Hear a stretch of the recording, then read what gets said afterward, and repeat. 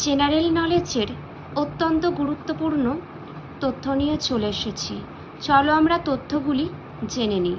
এই তথ্যগুলি তোমাদের পরীক্ষার জন্য ভীষণ গুরুত্বপূর্ণ।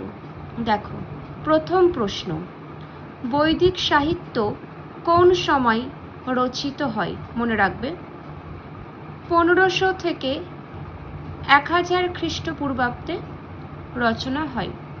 পরবর্তী, আর্য শব্দের অর্থ কি? আর্য শব্দের অর্থ হলো চাষ করা।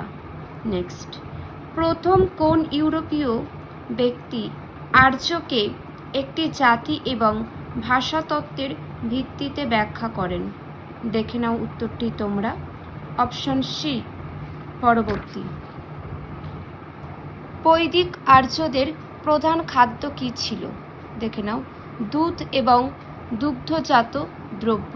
পরবর্তী, সংস্কৃত ব্যাকরণ রচনা করেন কে? পাণিনি। নেক্সট, ভারতীয় ইতিহাসের উপর বৈদিক সংস্কৃতির প্রধান প্রভাব নিচের বিকল্পগুলির মধ্যে কোনটি?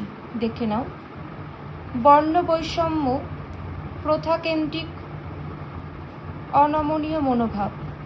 পরবর্তী, পতঞ্জলি ড্যাশের জন্য বিখ্যাত? যোগসূত্রের জন্য বিখ্যাত।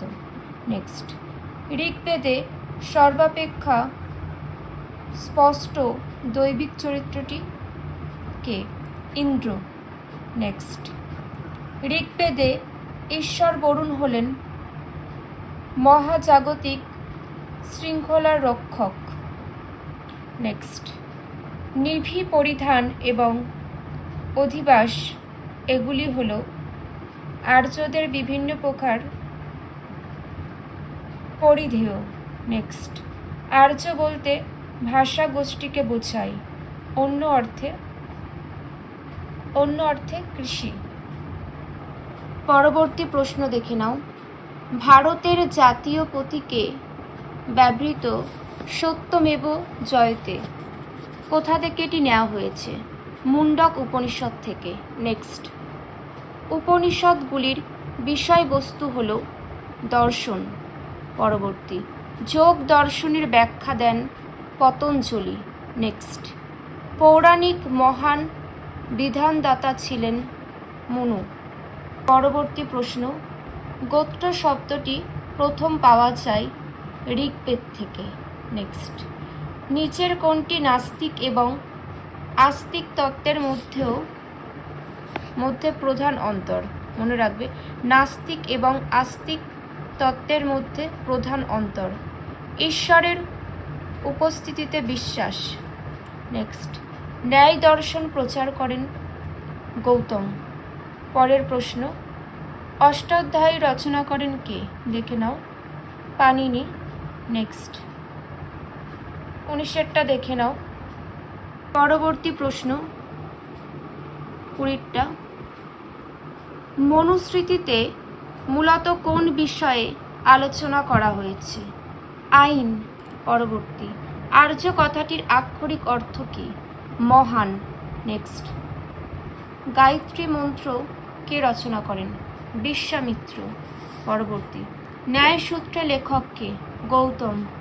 নেক্সট, নিম্নলিখিত চতুর্বেদের মধ্যে কোনটি জাদুবিদ্যা এবং মন্ত্র নিয়ে রচিত?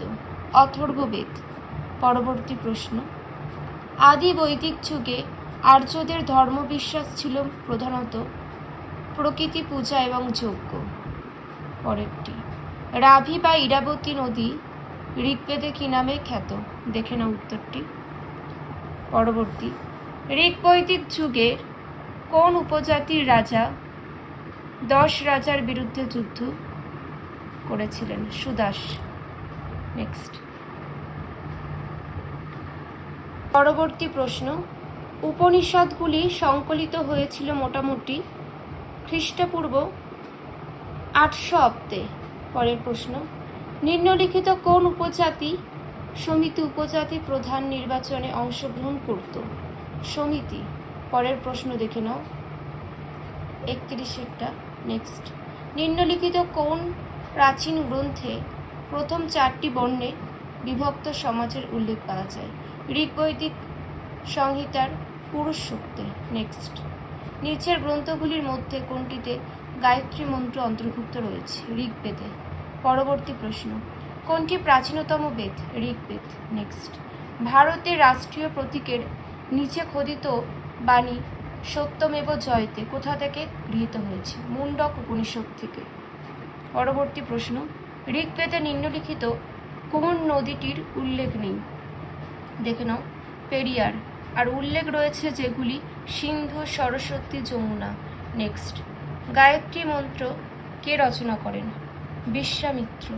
পরবর্তী প্রশ্ন, আর্যদের আর্কটিক অঞ্চলে আদি বাসস্থানের তত্ত্বটিকে কে সমর্থন করেন?